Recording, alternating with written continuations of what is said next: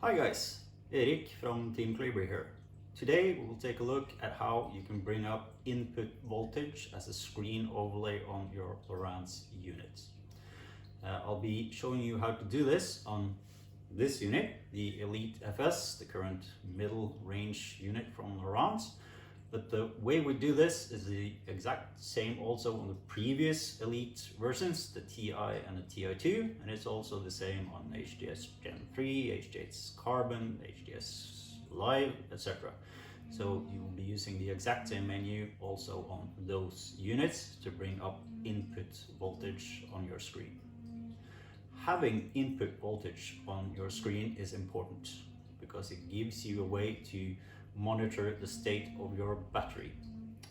It's a good way to see how the voltage of your battery evolves during the day, and it will give you a hint on whether that battery needs to be charged, etc.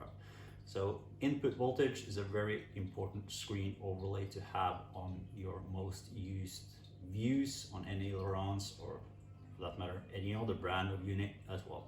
You need to keep an eye on input voltage.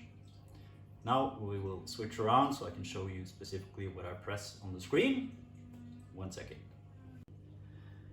Here we are looking at the Lowrance Elite FS, and I will now show you how to bring up input voltage as a screen overlay.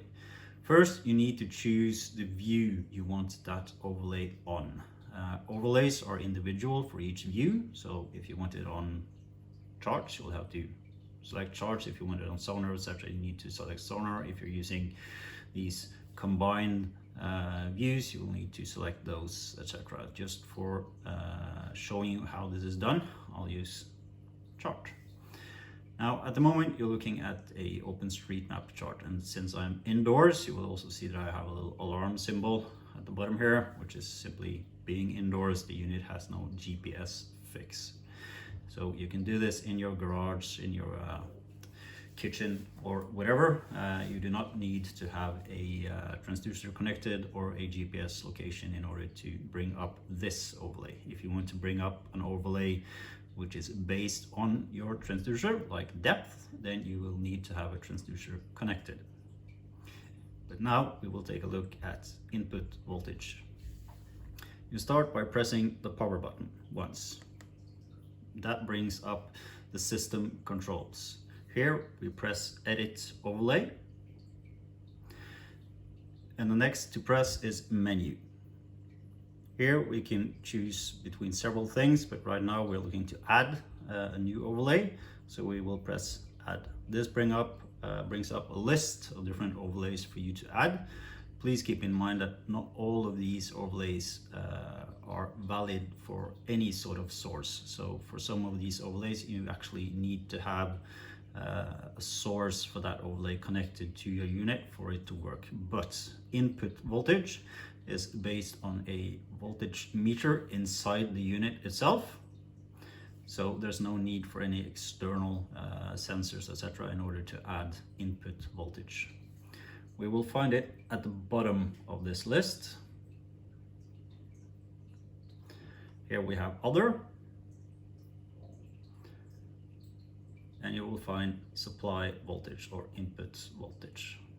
I will tick that box and you see it coming up here immediately. I'm using a lithium battery to power my Elite FS, and that's why the supply voltage is higher than the normal 12.7 volts you will get from a fully charged lead-based battery.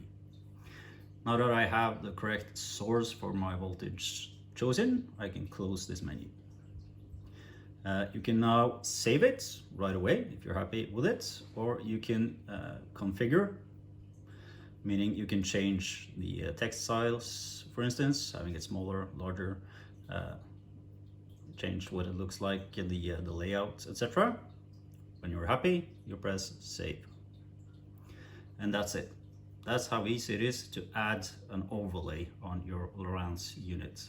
And as mentioned, you really want supply voltage on the screen views you use the most, because you want to keep track of this over the day.